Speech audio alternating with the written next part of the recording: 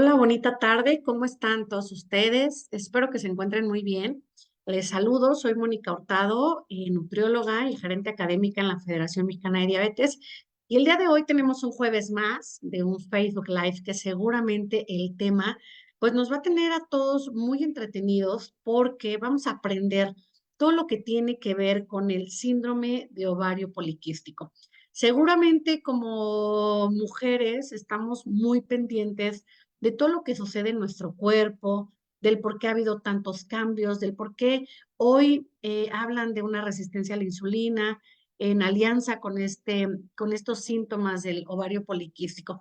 Bueno, pues hoy, gracias a Silanes, nuestro aliado que el día de hoy hace posible que la doctora Emma Adriana Chávez Manzanera esté con nosotros, pues nos va a platicar de todo esto que tiene que ver con el ovario poliquístico. Como padres, como madres, como compañeras, como amigas, como propias mujeres, pues sabemos que debemos de estar al pendiente de nuestra salud. Y bueno, pues hoy es uno de esos días. Así es que yo les quiero invitar a todos los que ya escucharon ovario poliquístico a que vayan a nuestra red social. Aquí ya están muchos en Facebook. Compartan la liga, por favor. Yo lo he compartido en mi estado de WhatsApp, porque créanme que este tema es de relevancia y que algunas veces no hacemos ciertas preguntas, pues porque nos da pena, nos da vergüenza, pues porque no queremos hablar de ese tema en específico, pero hay que hablar de él.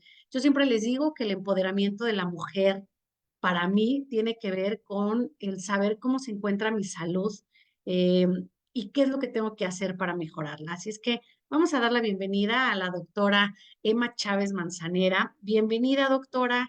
¿Cómo te encuentras el día de hoy?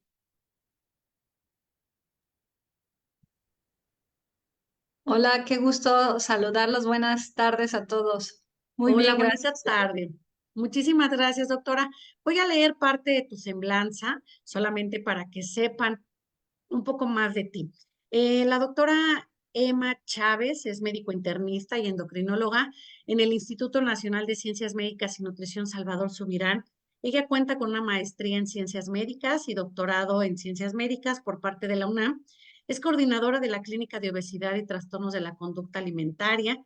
Es profesora titular del curso de alta especialidad en obesidad de la UNAM y del Instituto Nacional de Ciencias Médicas y Nutrición y coordinadora del grupo de trabajo de obesidad de la SMENE, la Sociedad Mexicana de Nutrición y Endocrinología. Así es que, doctora, y bueno, pues seguramente nos vas a platicar también como de toda esta experiencia que has tenido, qué sucede cuando diagnostican ovario poliquístico, cuáles son los factores y bueno, qué relación tiene con esta resistencia a la insulina, la prediabetes y bueno, pues también la diabetes. Así es que, doctora, no te quito más tiempo, el micrófono, la pantalla son todas tuyas. Bienvenida.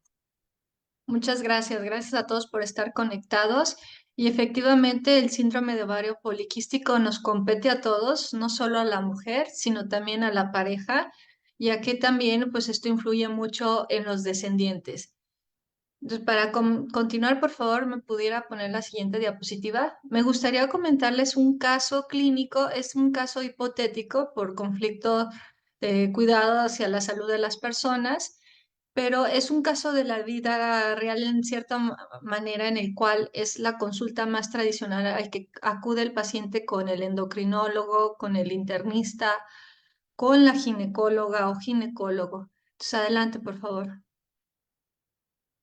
Mariana es una mujer de 22 años, está recién casada, es estudiante de economía y realiza actualmente sus prácticas profesionales. Su motivo de consulta es que ella desea regularizar sus periodos menstruales y mejorar su aspecto físico. A ella le preocupa mucho que está teniendo vello corporal, principalmente en la cara, y acné.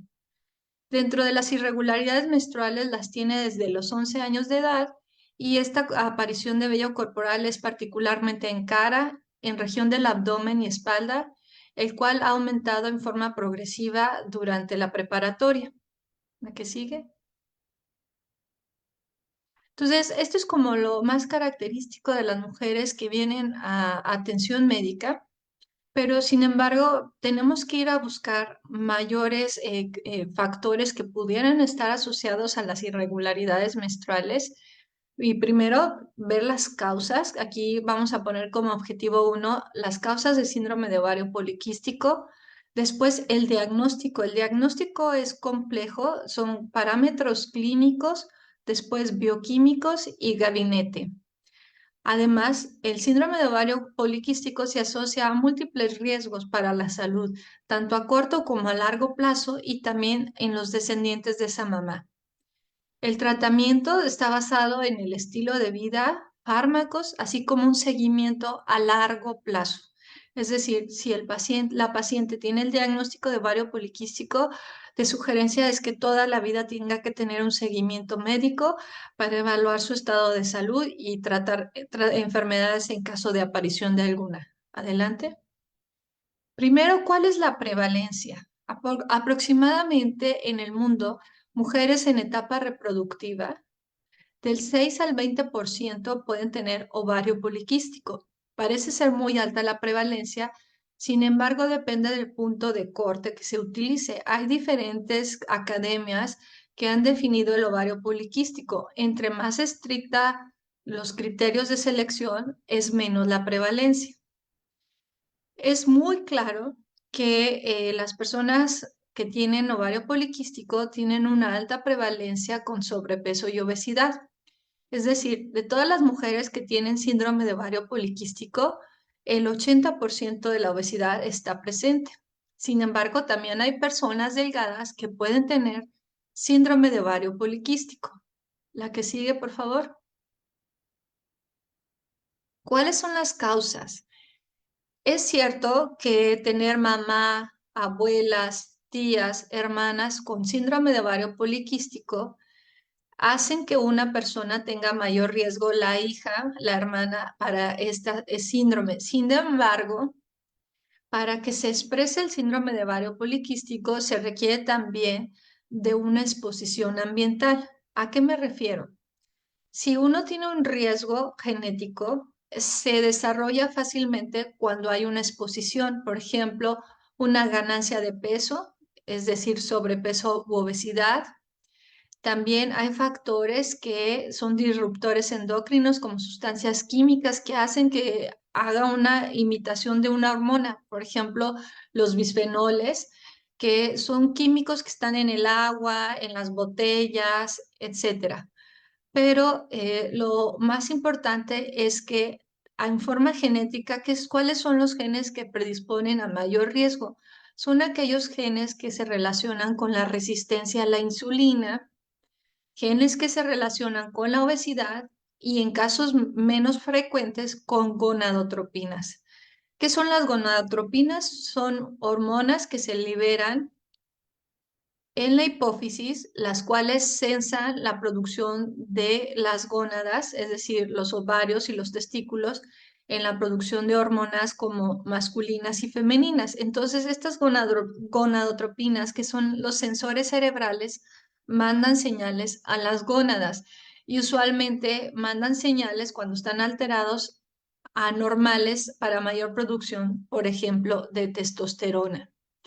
También una persona que tiene una restricción en el crecimiento, por ejemplo, un prematuro tiene mayor riesgo de ovario poliquístico porque tiene el gen ahorrador, es decir, tuvo una desnutrición dentro del útero y cuando nace, ese bebé o mujer en este caso tiene mayor capacidad de almacenar energía y tener más tejido graso y por ende mayor riesgo de ovario poliquístico en la etapa adulta. Como les comentaba de la fisiopatología, que es las causas y cómo esto impacta en el cuerpo, es que se requiere de una variación genética, pero una exposición ambiental. ¿A qué? A una dieta rica en grasas, carbohidratos, sedentarismo, ganancia de peso, antecedentes de prematurez, disruptores endocrinos, entre otros. Como les comentaba, las gonadotropinas que están aquí en el sistema nervioso central, en una glándula que se llama hipófisis, aumentan la hormona luteinizante y folículo estimulante y lo que van a hacer en el ovario es que se produzca una mayor cantidad de andrógenos, que son las hormonas masculinas. Todas las mujeres producimos andrógenos. La diferencia es que en el ovario poliquístico hay un exceso de andrógenos. El andrógeno lo que va a hacer en la grasa, que es el tejido adiposo, va a estimular una liberación de ácidos grasos libres, pero también va a generar mucha resistencia a la insulina. Además, hay una disminución en la captación de azúcar en el músculo y un exceso de insulina en el cuerpo tratando de bajar todos estos componentes metabólicos. Y el exceso de insulina, a la vez que es liberado por el páncreas, va a hacer que se disminuya una proteína en el hígado. ¿Cuál es esta proteína? Es la proteína transportadora de hormonas sexuales masculinas. Lo que las mujeres en general cuando producen testosterona, por ejemplo, la testosterona no anda libre en el cuerpo, anda pegada a proteínas transportadoras. Hagan de cuenta que es como las personas en la calle y hay taxis y la mayoría están dentro del taxi. Pero en el ovario poliquístico, que son las proteínas transportadoras, como es el taxi, hay una disminución y al haber una disminución de los transportadores hay más hormona libre. Entonces, al tener más testosterona libre, pues genera problemas de alteraciones sexuales, de infertilidad, pero también hace que haya mucha obesidad abdominal, mayor riesgo cardiometabólico que mencionaré más adelante. La que sigue, por favor. Los criterios diagnósticos, como les comentaba, hay varios, pero los más utilizados son los de Rotterdam del 2003, donde te dice que una mujer tiene sospecha de ovario poliquístico es aquella mujer que después de 2 años de haber menstruado, ojo, lo menciono ahorita porque muchas veces hay error en el diagnóstico porque lo quieren diagnosticar en adolescentes que apenas acaban de tener su periodo menstrual y se tiene que esperar por lo menos 2 años para ya tener la sospecha de ovario poliquístico.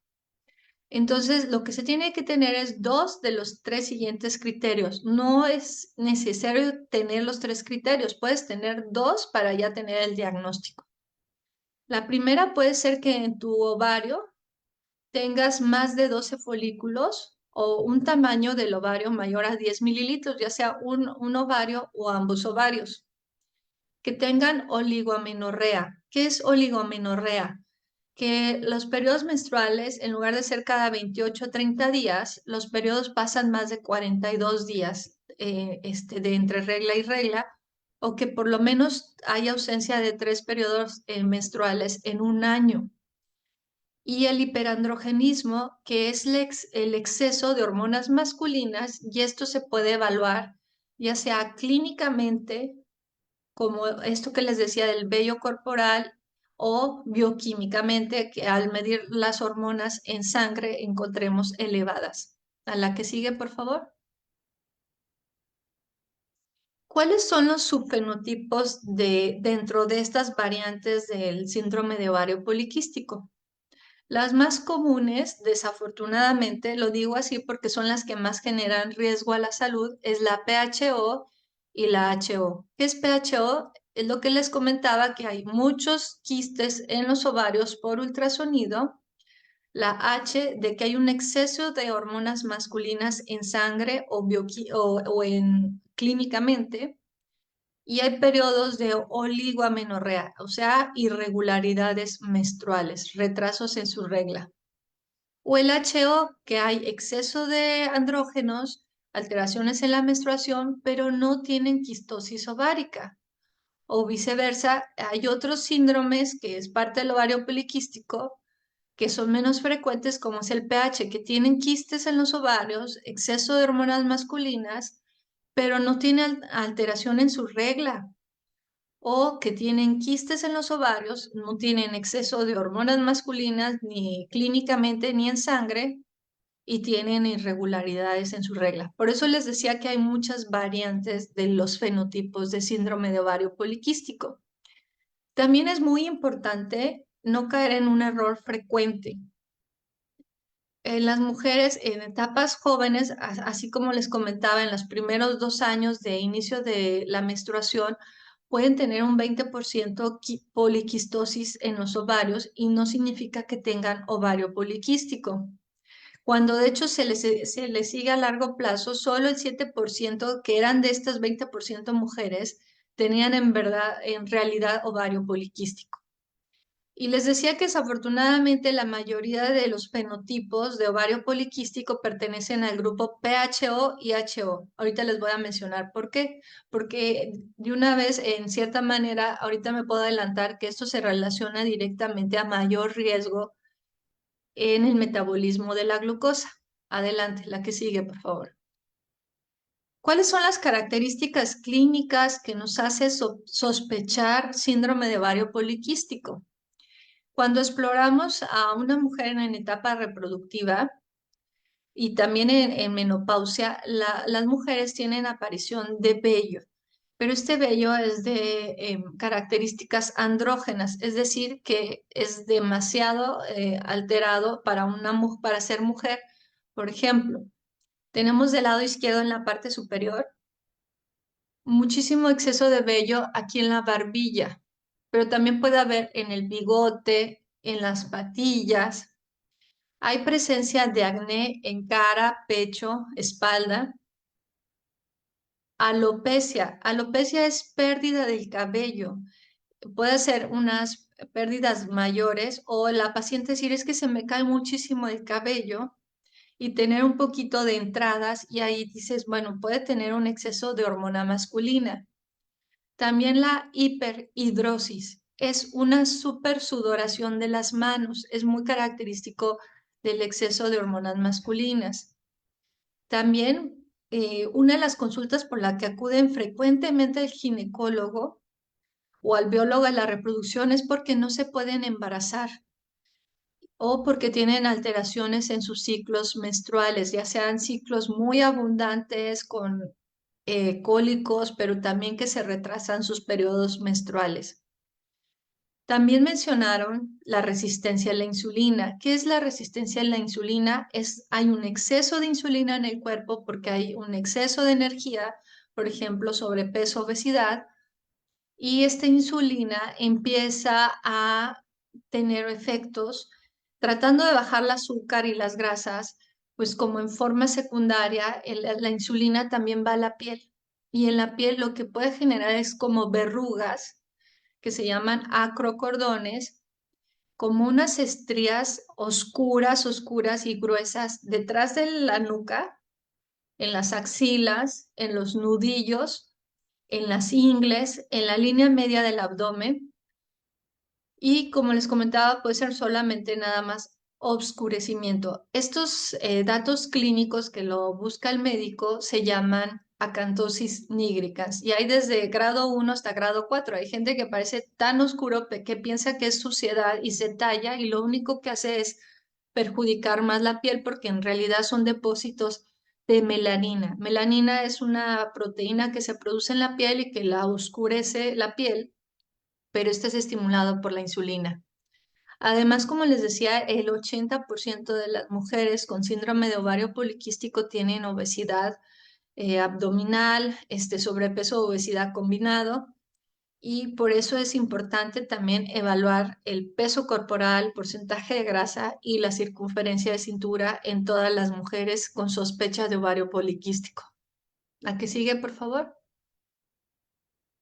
Ahora, ¿cómo vemos los médicos el hirsutismo? Que les decía que es la aparición de exceso de vello en áreas androgénicas, en áreas masculinas. La escala se llama de Ferriman, Ferriman-Gallwey, que ellos propusieron de 9 sitios anatómicos. Aquí van a ver 1, 2, 3, 4, 5, del lado derecho, 4 más.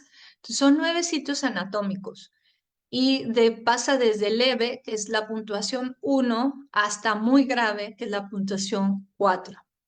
Los sitios anatómicos que nos dice el puntaje de ovario poliquístico e hirsutismo es el bigote, es la barbilla, es el pecho, es el abdomen, el pubis, los brazos, la parte interna particularmente, los muslos, la espalda alta y la región glútea. Entonces, dependiendo del puntaje, pues es el riesgo de gravedad.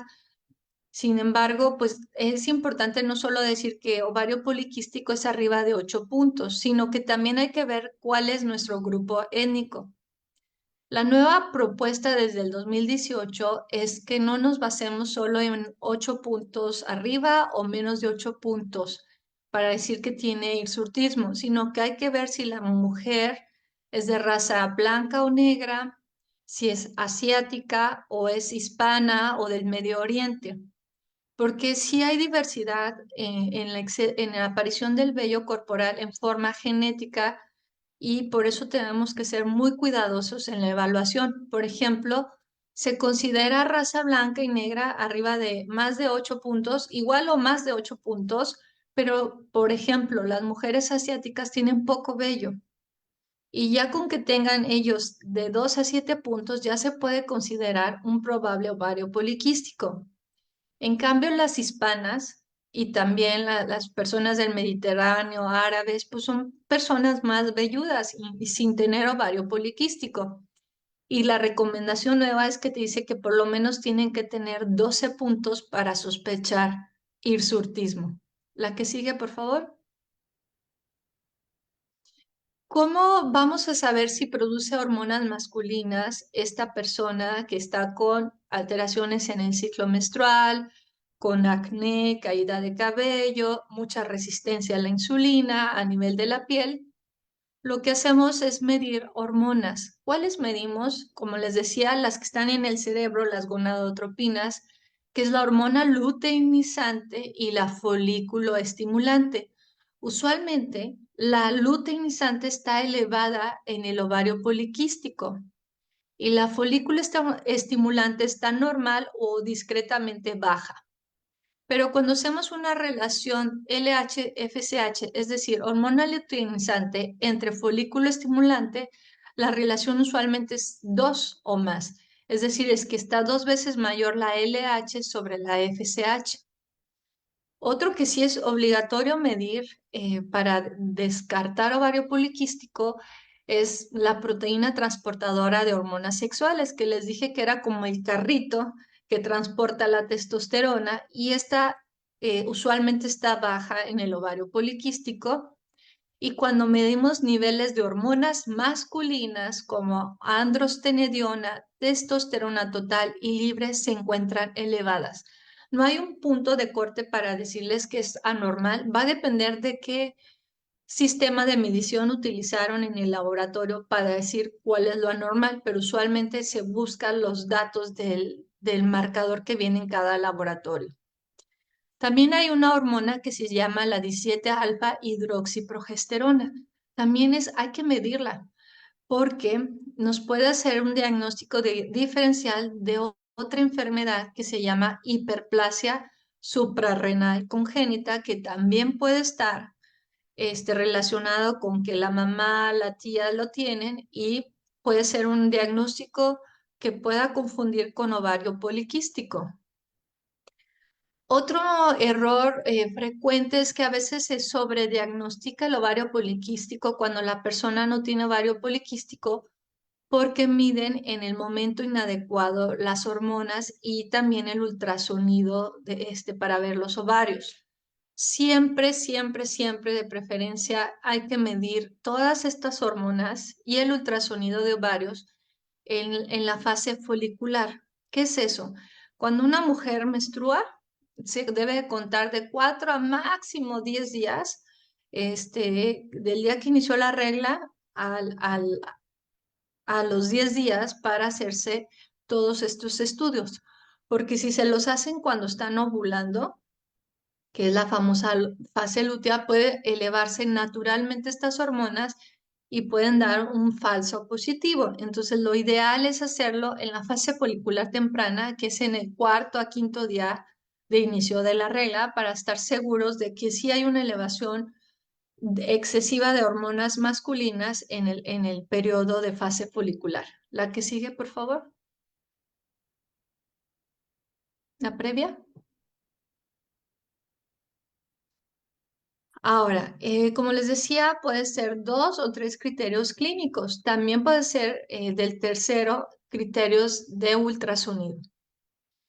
¿Cómo se ve la morfología ovárica poliquística? Ustedes van a ver aquí en el ultrasonido como un tipo huevito, tanto del lado izquierdo como derecho, y tiene varias sombras oscuras redonditas. Si ustedes aquí ven como tipo un rosario alrededor, y estos se llaman quistes. En realidad no son quistes, no son folículos que parecen como quistes, pero bueno, se le llama poliquistosis y además el ovario está grandote, ¿sí? Entonces, los criterios antiguos de ultrasonido, que también va a hacer que la prevalencia de ovario poliquístico disminuya, porque antes eran muy laxos. Decía que por lo menos hubiera 12 folículos o 12 quistes, como les decía que a veces les da como otra palabra, pero en realidad son folículos centrales, o que el ovario midiera más de 10 milímetros. Los nuevos criterios del 2014, que todavía no están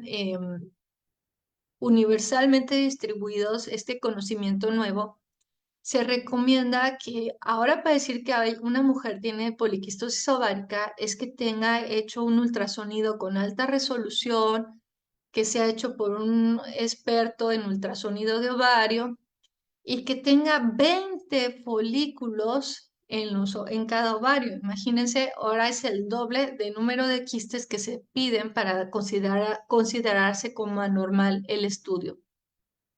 La que sigue, por favor. También es importante, como les comentaba desde el principio, dentro de las causas del ovario poliquístico, es ver cómo está el fenotipo de nuestro paciente. Entonces, toda paciente que llega al consultorio tiene que estar pesada, medida, su estatura, su circunferencia de cintura y si el doctor tiene la posibilidad de medir grasa corporal, es de gran utilidad. Y es claramente que el exceso de andrógenos va a depender mucho de la cantidad de grasa, pero también si una persona claramente tiene sobrepeso obesidad, pues vamos a saber que la causa del ovario poliquístico es la resistencia a la insulina y el exceso de grasa abdominal. Pero en cambio, cuando tenemos mujeres con ovario poliquístico que son delgadas, la mayoría no es por un exceso de grasa abdominal o resistencia a la insulina, sino más bien por un problema genético, una mutación, como les comentaba, de las gonadotropinas.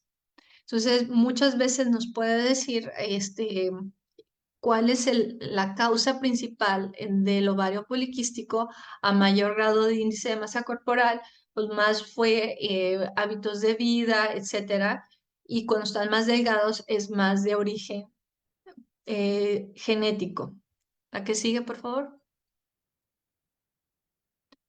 Ahora, no todas las mujeres, como les comentaba, se presentan con la misma sintomatología. Aquí hay un abanico muy grande de combinaciones dentro del ovario poliquístico, unas que tienen mucho hirsutismo o acné o caída de cabello o seborrea, que es como la piel grasa. Alteraciones pueden tener ovulatorias, como este síndrome de hiperestimulación ovárica, que tengan muchos quistes en los ovarios, otros tienen muchas alteraciones en la menstruación, o que el endometrio, que es la parte que se desprende cada mes con la regla, se va engrosando y después genera riesgos para la salud. La que sigue, por favor. También esto hay que recalcarlo porque el ovario poliquístico no es la única causa de que una mujer tenga acné, exceso de vello, irregularidades menstruales. Hay muchas causas y por eso siempre se debe de hacer otras evaluaciones para excluir otras enfermedades o causas secundarias de este exceso de hormonas masculinas.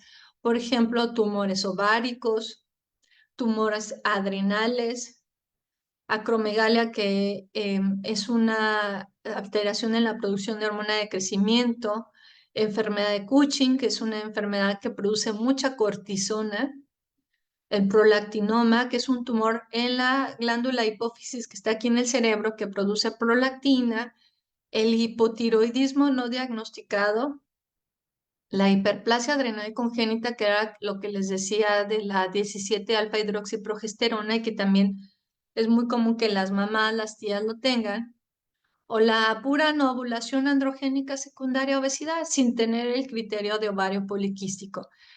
Entonces, ¿qué debemos de hacer como médicos? Siempre estudiar a la paciente a profundidad, interrogarlo bien, explorarlo bien. Y si nos hace sospechar alguna otra situación, hay que estudiar. Por ejemplo, si yo veo que la mujer está creciendo de las manos, de los pies, no le quedan los anillos, los dientes se le empiezan a separar, me hace pensar acromegalia y hay que estudiarla.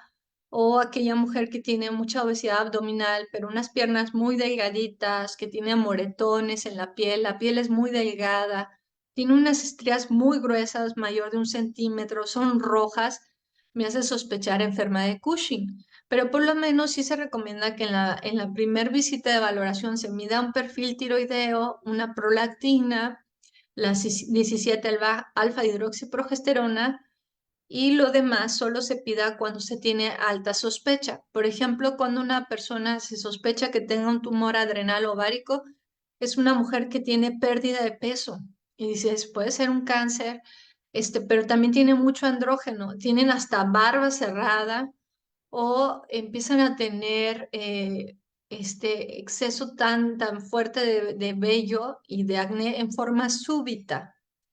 O, por ejemplo, una hiperplasia adrenal congénita que no fue diagnosticada en la infancia, usualmente al explorar los genitales de la mujer, clítoris o los labios mayores están muy grandes, muy oscuros, casi se fusionan y hacen simular como características masculinas. Entonces, por eso es muy importante, aunque sea la causa más común en la etapa reproductiva de todas las enfermedades metabólicas en la mujer, siempre tener en cuenta que hay que descartar otras cosas y para eso nos sirve mucho el interrogatorio, la exploración física y ciertos análisis de sangre. La que sigue, por favor. Ahora, ¿por qué llamarle síndrome de ovario poliquístico? En realidad, cuando se diagnosticó no pensaron que iba a ser tan complicado el síndrome y que iba a generar tantas enfermedades derivadas del síndrome de ovario poliquístico. Síndrome de ovario poliquístico no es lo mismo que una enfermedad. El síndrome es una constelación de muchos datos clínicos y bioquímicos que hacen sospecha de un componente, por eso se le llama síndrome. Yo arriesgadamente yo sugiero que se le diga enfermedad por ovario poliquístico y ni siquiera por ovario poliquístico porque ya vimos que no todas las mujeres tienen quistes en los ovarios. Se tendría que cambiarle el nombre. ¿Por qué? ¿Por qué esta reflexión que yo hago? Porque el ovario poliquístico afecta muchísimo la salud de las mujeres. Las mujeres tienen riesgo de resistencia a la insulina, prediabetes, diabetes tipo 2, dislipidemia, que es elevación de triglicéridos, colesterol, hígado graso, alteraciones menstruales, el síndrome de apnea obstructiva del sueño, pero también puede dar depresión, ansiedad, riesgo de coágulos en las piernas que se van al pulmón, que puede dar hasta una tromboembolia pulmonar. Puede haber sangrados abundantes y tener anemia secundaria al sangrado, pero también el endometrio puede engrosarse, como les comentaba, porque no están menstruando cada mes y ese endometrio que se va engrosando, que se llama hiperplasia, se va acumulando y con el tiempo puede las células hacerse cancerígenas y aumentar el riesgo de cáncer de endometrio. También es un problema de salud mental porque también genera infertilidad y frustra mucho a las parejas el no poderse embarazar. Imagínense qué difícil querer embarazarse y no poderlo hacer por el ovario poliquístico y aumenta el riesgo cardiovascular. La que sigue, por favor. Voy a hablar de algunos componentes, principalmente los más frecuentes de complicaciones derivadas del síndrome de ovario poliquístico. Y uno es el componente metabólico, es decir, síndrome metabólico que es prediabetes, triglicéridos elevados, presión arterial elevada, el colesterol bueno, que es el cardioprotector bajito. Y este síndrome metabólico es más frecuente en el fenotipo PHO, que es el que les comentaba que es el más frecuente, desafortunadamente, en el ovario poliquístico, que es exceso de quistes en los ovarios, exceso de hormonas masculinas, ya sea clínico o bioquímico, y alteraciones en la regla. Aquí es el mismo síndrome, nada más sin alteraciones en la regla. Entonces, es mucho más frecuente en estos síndromes. Y de hecho, este es un estudio que nos habla de la resistencia a la insulina. Aquí ustedes van viendo cómo a mayor resistencia a la insulina es más derivado del fenotipo de que tiene quistes en los ovarios, exceso de hormonas masculinas y irregularidades menstruales. Y se comparó con controles. ¿Qué es el control? Son mujeres de la misma edad, obviamente, el mismo sexo, pues estamos hablando de mujeres con ovario poliquístico, pero que al no tener el ovario poliquístico tienen menos grado de resistencia a la insulina. Entonces, sí es interesante de cómo a pesar de tener la misma edad y el mismo sexo, el tener ovario poliquístico genera mayor resistencia a la insulina y un 30% más de riesgo para síndrome metabólico en comparación del control. ¿La que sigue, por favor? Otras alteraciones metabólicas que remarco en cuál es el riesgo si una mujer tiene ovario poliquístico y se compara con otra mujer de la misma edad, pero que no tiene ovario poliquístico. Las mujeres que tienen ovario poliquístico en comparación de aquellas que no lo tienen 1.9 veces más riesgo de tener alteraciones en colesterol, triglicéridos, tienen 1.8 más riesgo de síndrome metabólico, tienen 3 veces, o sea, 300% mayor riesgo para desarrollar prediabetes y diabetes tipo 2 y 1.5 veces para hipertensión arterial. La que sigue, por favor. También, como les comentaba, hay que dar seguimiento a largo plazo porque a lo mejor dicen, bueno, ya traté el ovario poliquístico y no hay problema. Y no es cierto, porque ya hay estudios de mujeres que entran en la menopausia, que ya no tienen tanta secreción de andrógenos, de hormonas masculinas. Sin embargo, cuando se comparan a las que nunca tuvieron ovario poliquístico, se ha demostrado que tienen mayor morbimortalidad o riesgo cardiovascular. De hecho, se hizo un estudio hipotético de millones de pacientes y evaluaron los factores de riesgo cardiovascular del ovario poliquístico contra los que no la tenían, como les decía, misma edad e incluso mismo peso. Y se vio en este modelo matemático que el ovario poliquístico puede aumentar en la etapa adulta 7 veces el riesgo de un infarto. Entonces, sí es importante seguirlo de por vida el ovario poliquístico porque esa mujer que tiene síndrome metabólico, resistencia a la insulina, infertilidad, a largo plazo puede también en la etapa adulta tener un riesgo de mayor, sobre todo de infarto. ¿Y por qué? Porque en primera tienen mayor riesgo trombótico, como les comentaba en las piernas, 1.9 veces, un coagulito. También no todos los estudios han demostrado estos factores de riesgo mayor para infarto y embolia, pero depende mucho en qué edad estudian a las pacientes. Lo que sí se ha demostrado claramente es que las mujeres que tienen ovario poliquístico tienen mayores factores de riesgo cardiovascular. ¿Cuáles son los factores de riesgo cardiovascular? Prediabetes, diabetes, hígado graso, hipertensión, elevación de colesterol, triglicéridos. Además, hay hormonas como la endotelina que hace que las arterias estén más duras, gruesas, y hay mayor inflamación en las arterias y a nivel sistémico y se ha demostrado con sustancias como proteína C reactiva, interleucina o células antiinflamatorias, proteínas como la adiponectina. También se ha visto qué tan gruesas están las arterias, por ejemplo, la íntima media, y qué tanta calcificación tienen las arterias.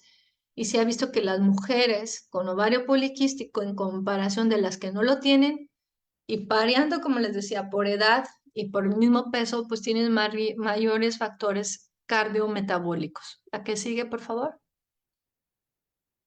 Apnea del sueño. ¿Qué es eso?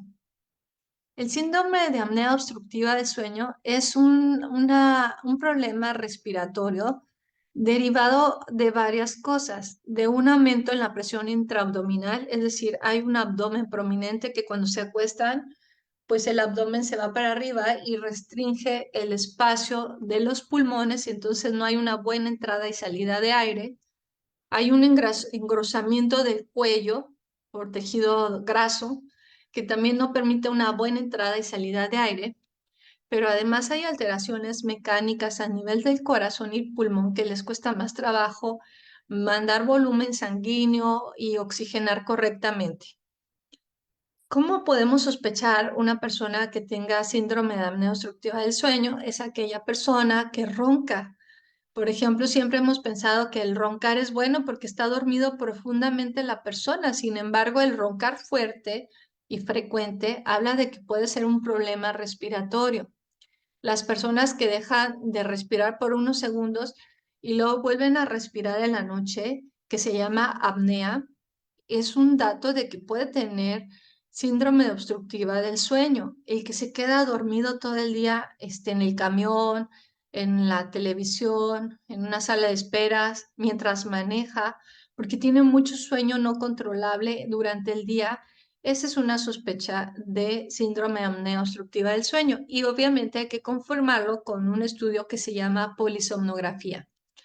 Ahora, el síndrome de apnea obstructiva del sueño se asocia a mayor riesgo cardiovascular, mayor riesgo de hipertensión, infartos, arritmias y diabetes, pero también la diabetes, la obesidad genera un riesgo y es por eso que hablan de este círculo vicioso o bidireccional. El exceso de peso, la mala alimentación, el sedentarismo genera riesgo metabólico y cardiovascular que da apnea del sueño, pero la misma apnea del sueño altera las hormonas y genera más enfermedad cardiometabólica. Y se ha visto que las mujeres con síndrome de ovario poliquístico, en comparación de las que no lo tienen, el riesgo de apnea obstructiva del sueño es de 5 a 10 veces mayor. Entonces también hay que evaluar con interrogatorios si la paciente no tiene sospecha de apnea obstructiva del sueño. La que sigue, hiperplasia y cáncer de endometrio. Las mujeres cuando tienen periodos de oligoamenorrea muchas veces no tienen una liberación por mes de su ciclo menstrual. Entonces hace que haya una sobreexposición de estrógenos en el cuerpo secundaria a la anovulación, que era parte de lo que les decía que falta en las mujeres por lo que no se pueden embarazar. ¿Y qué va haciendo? Pues que se vaya por dentro engrosando en forma crónica el endometrio que no se desprende cada mes y después se puede hacer una transformación maligna. Y por eso es obligatorio hacer que las mujeres que no han menstruado en mucho tiempo empiecen a menstruar, ya que si no se trata esto, se aumenta hasta casi 3 veces más el riesgo de cáncer de endometrio. Y hay que hacer un ultrasonido de útero para ver sobre todo aquellas mujeres que no tienen todos sus ciclos menstruales en el año, que tienen por lo menos más de 3 ausencias de ciclo menstrual en el año. Hay que hacerle el ultrasonido para ver si su endometrio no está grueso o si está grueso, pues hay que tomar biopsia y obviamente, como les comentaba, inducir la menstruación. La que sigue, complicaciones en el embarazo. O sea, si una mujer ya se puede embarazar porque les cuesta mucho trabajo embarazarse, como les comentaba, es una causa frecuente de ir con el ginecólogo, ya que se embarazan, pueden tener un riesgo altísimo en el embarazo las mujeres de tener diabetes del embarazo, que se llama diabetes gestacional, hasta 3.5 veces mayor el riesgo. Tener preeclampsia, que es elevación de la presión arterial durante el embarazo, hipertensión arterial sistémica es que ya la tenía antes del embarazo, pérdidas fetales y partos pretérmino. Pero si se acompaña aparte de que la mujer que tiene ovario poliquístico tiene obesidad, se aumentan más los riesgos, más aparte se agregan otros riesgos derivados de la obesidad, como es la trombosis venosa periférica, el tromboembolismo, complicaciones durante el parto, porque pues, hay mucho tejido adiposo en la pelvis, entonces puede hacer que los bebés se atoren, puedan nacer con algún trauma, precisamente porque no pueden salir bien por el canal del parto. La que sigue, por favor. ¿Y qué le pasa al bebé de esa mamá que tiene síndrome de ovario poliquístico? Puede haber riesgo en alteraciones congénitas, por ejemplo, defectos del tubo neural, cardiopatías, atresia no rectal, labio o paladar hendido, hidrocefalia y acortamiento de extremidades. También hay bebés que nacen grandotes, que se llaman macrosómicos, que pesan 4 más kilogramos al nacer. Pero además, ese bebé, cuando sea adulto, tiene un mayor riesgo de desarrollar obesidad, síndrome metabólico y trastornos del neurodesarrollo. La que sigue, por favor. Entonces, es importante evaluar el binomio que es madre e hijo, porque ya sabemos, no lo voy a repetir, es que la mujer con ovario poliquístico aquí en la esfera superior van a ver que hay riesgos del embarazo, más aparte de condiciones preclínicas como hipertensión, hígado graso, triglicéridos elevados, resistencia a la insulina, etcétera, está con ansiedad, tristeza, más a datos del propio ovario poliquístico como irregularidades menstruales, dificultad para embarazarse, resistencia a la insulina, exceso de vello y las fetales, como les comentaba recientemente. La que sigue, por favor. Entonces, ¿cuáles son las metas? Son muchas, muchas, porque va a depender obviamente de cada paciente. Por eso se dice que hay que individualizar, porque no todas las mujeres tienen exceso de vello en la cara, o acné, o no todas tienen irregularidades menstruales, o no todas tienen resistencia a la insulina, síndrome metabólico. Entonces, primero hay que evaluar cómo está el estado de salud de la persona, ver cuál es lo que más predomina en esa mujer, pero también cuáles son sus metas de ella. Por ejemplo, si yo quiero corregir el exceso de vello, pero ella se quiere embarazar, pues el tratamiento de primera línea, que es el anticonceptivo, ya no podría funcionar porque ya no permitiría que la mujer se pueda embarazar. Entonces, lo que sí es claro es que si la persona tiene sobrepeso u obesidad, tenemos que meterla a un programa de control de peso. También evaluar y seguir lo metabólico, lo del exceso de vello, las irregularidades menstruales, pero también algo que viene muy interesante en las guías es que evaluemos y sigamos el estado de salud mental. Además, si la mujer se va a embarazar, hay que tener un asesoramiento y preparación correcta antes de que se embarace, tener un seguimiento estricto en el embarazo y posterior al embarazo. La que sigue. Lo que sí me quiero enfocar es en esta diapositiva. Lo más importante es el control de peso. Si no controlamos el peso, por muchos medicamentos que demos, no vamos a tener un tratamiento completo ni correcto, ni estamos resolviendo la causa del ovario poliquístico, que la mayoría es sobrepeso y obesidad. Ojo, sí les he dicho que la genética es un riesgo, pero que si bajamos a esa persona de peso, podemos ayudarle muchísimo a controlar su ovario poliquístico. Entonces, el cambio en el estilo de vida debe de ser un fenómeno obligatorio en todas las mujeres que tienen ovario poliquístico. Ya se ha estudiado que incluso ayudarlas a perder peso, aunque sea el 5% de su peso corporal, y obviamente entre mayor pérdida de peso, mejor, mejora factores de riesgo cardiovascular, metabólico, mejora su función hormonal, su función reproductiva. Y además, pues imagínense saber que al tener un bebé, pues reducen los riesgos para el bebé también. Entonces, muy importante que tomemos en cuenta que un tratamiento sin estilo de vida, que es dieta y ejercicio, es una prescripción incompleta de la mujer con síndrome de ovario poliquístico. ¿La que sigue? ¿Cómo quitar el vello? No me voy a detener paso por paso porque lo que importa es saber que hay exceso de vello y que aunque una mujer vaya a depilación a láser, si no está haciendo el ejercicio y la dieta y no se está quitando el exceso de hormona masculina, esa depilación no le va a servir, le va a volver a aparecer y aparecer y lo único que va a generar es frustración, tristeza, gastos económicos de bolsillo por estar haciendo muchos productos dermatológicos para perder el vello corporal. Entonces, si una mujer desea quitar el vello corporal y no tiene planes de embarazo, se pueden dar anticonceptivos orales como primera línea.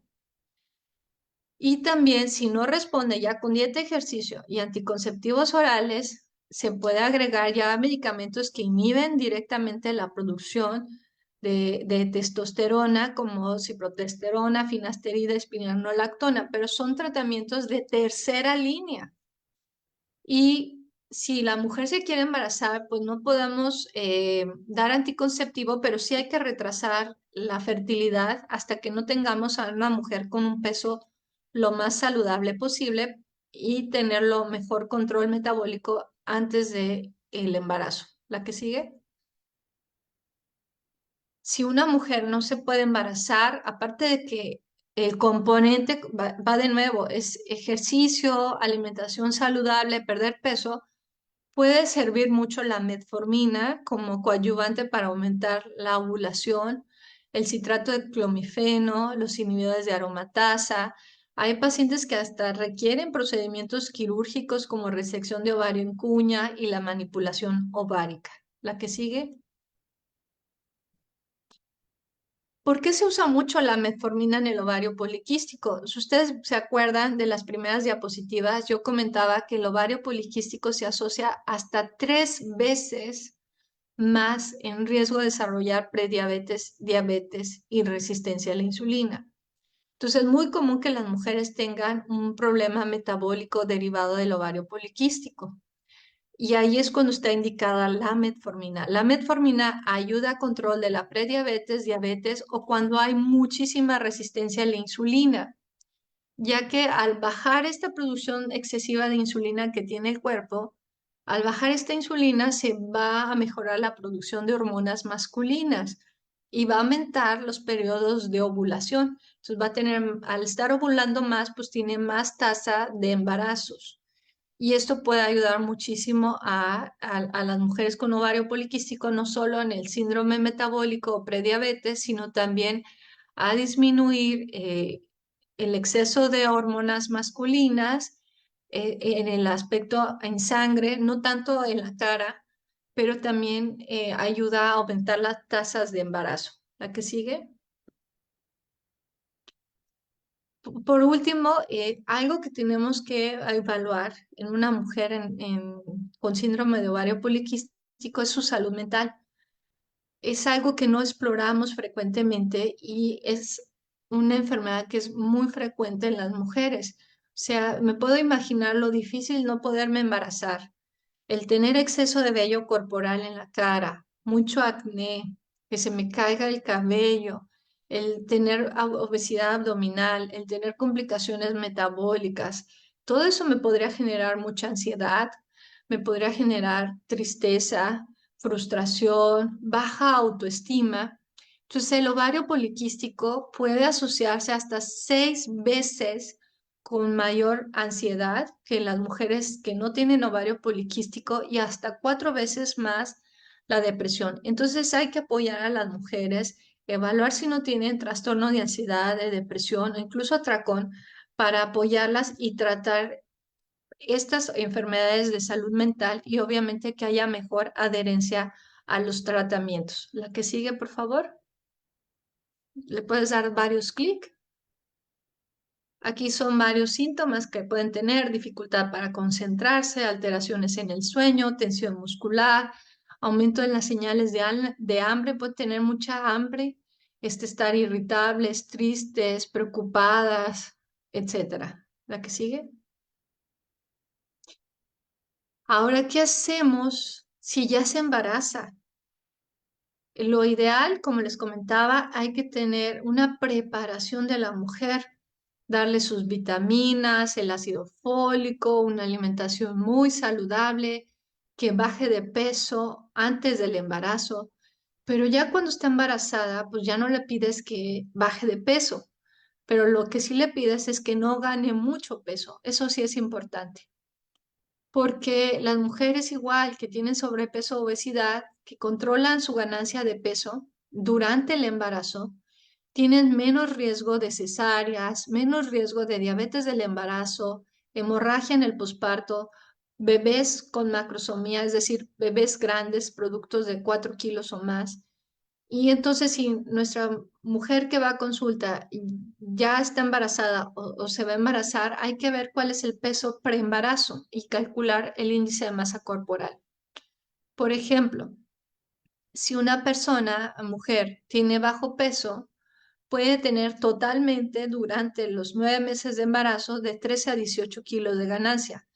Si pesa normal, puede ser de 11 a 16. Ese es el peso saludable de ganancia durante el embarazo. Pero si ya tiene sobrepeso antes del embarazo, se recomienda que su ganancia máxima es 11 kilos. Y si se tiene obesidad, obesidad grado 1 en adelante, su ganancia máxima en el embarazo es de 9 kilos. Esto es en total.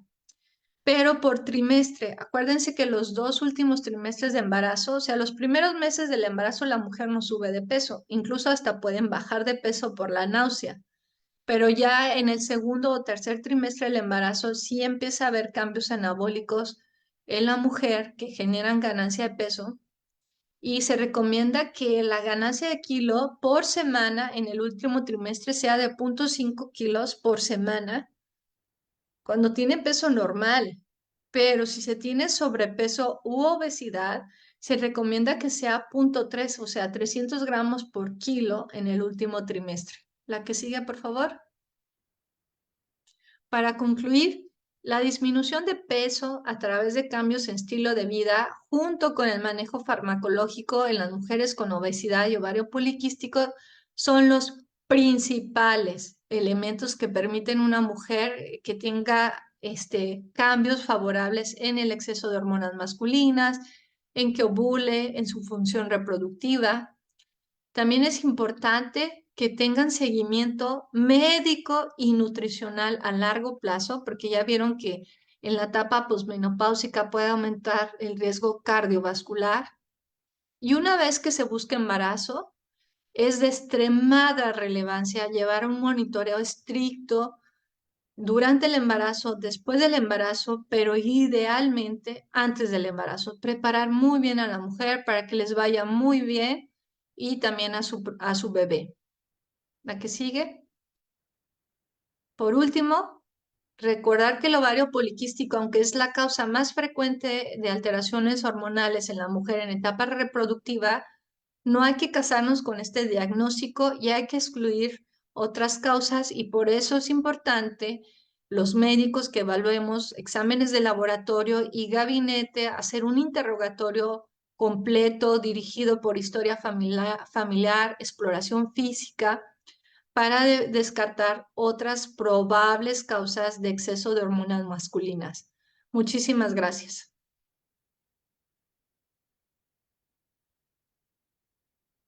Ahí ando hablando y todavía estaba en mute.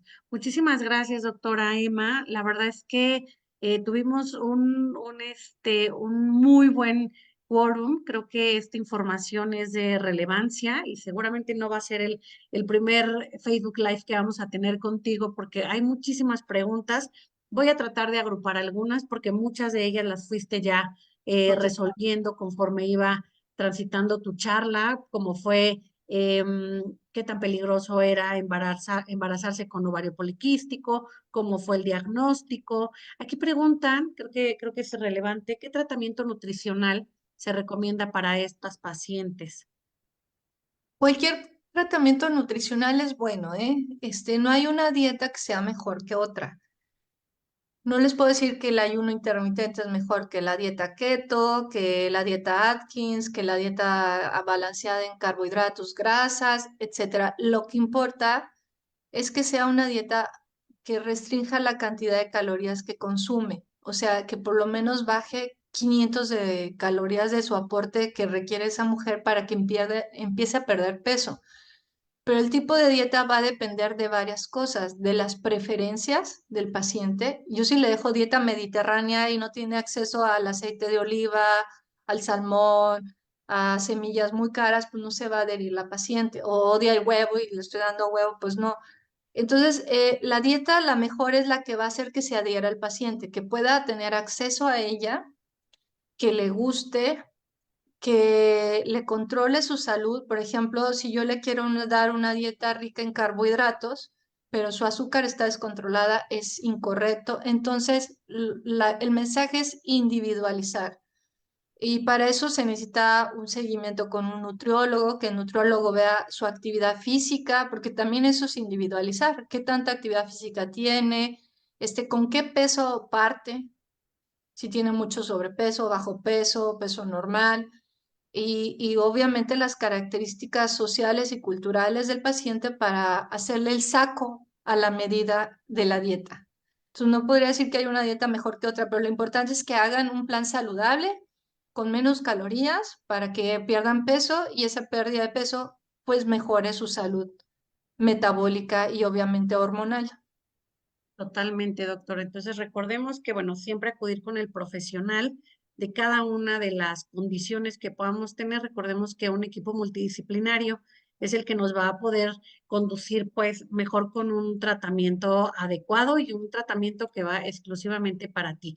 Lo mismo, esa respuesta creo que para varias personas que nos preguntan si está bien o está mal su tratamiento, hay que considerar un montón de cosas. Nos pregunta Dani Pérez, ¿la cirugía bariátrica ayuda a minimizar el síndrome de ovario poliquístico? Qué interesante. Sí, es una muy buena pregunta y sí, sí y no. Mm. ¿A qué me refiero? Si tu paciente tiene obesidad, grado 3 o grado 2 infertilidad, y ya lleva estilo de vida, por lo menos los intentos razonables y tiene una educación, etcétera, y un entendimiento de la enfermedad que es la obesidad, ya está preparada y todavía requiere mucha pérdida de peso, sí es muy buen tratamiento. De hecho, la cirugía bariátrica aumenta muchísimo la tasa de fertilidad y de embarazos y quita, remite, o sea, es decir, que ya no tienen la glucosa alterada, la presión alta, pero si no está preparada, pues va a regalar peso. O si tiene una obesidad grado 1 leve o no tiene infertilidad, pues no va a encontrar una mejoría. Entonces, por eso digo que sí y no, porque va a depender también de lo mismo, de las características de cada mujer.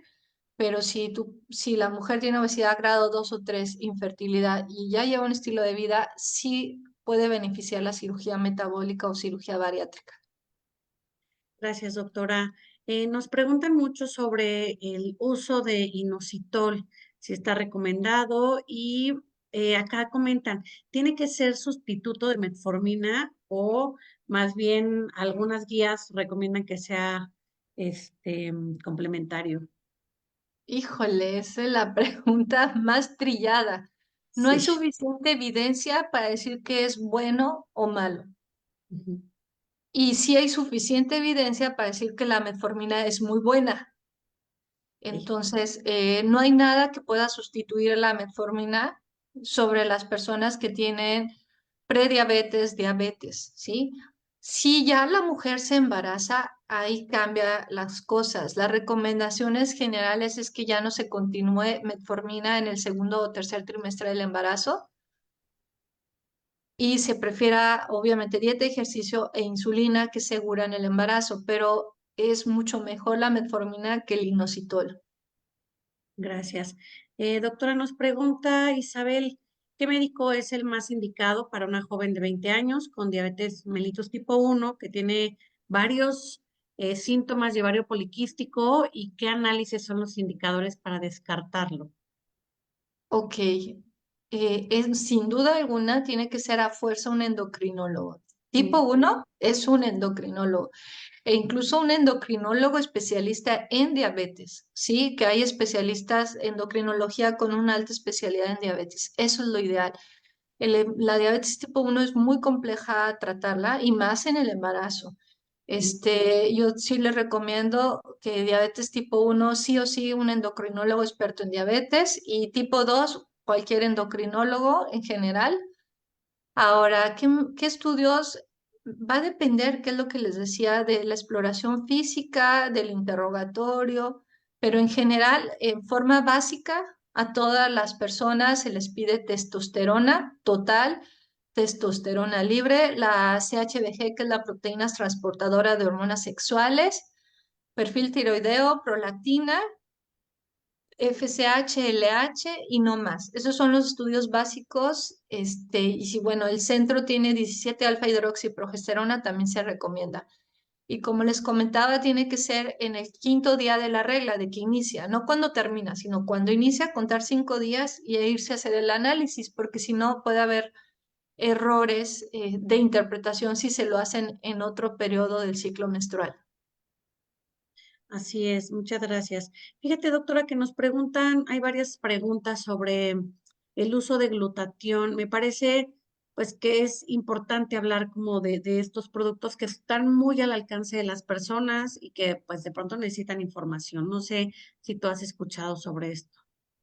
Sí, y va lo mismo que el inositol. No hay suficiente evidencia para decir que son seguros, eficaces. Ujú. Son estudios muy chiquitos, muchos no son ensayos clínicos controlados, por lo que no se recomienda su prescripción hasta que no se tengan los suficientes estudios para decir si sirven o no sirven, si son seguros o no son seguros.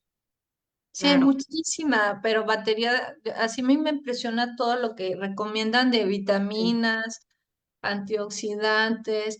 El mejor tratamiento es que bajen de peso porque se va a mejorar todo. Todos estos procesos bioquímicos que están tomándose en forma de chocho va a mejorar en automático con hacer ejercicio y alimentación saludable. Ok, muchas gracias.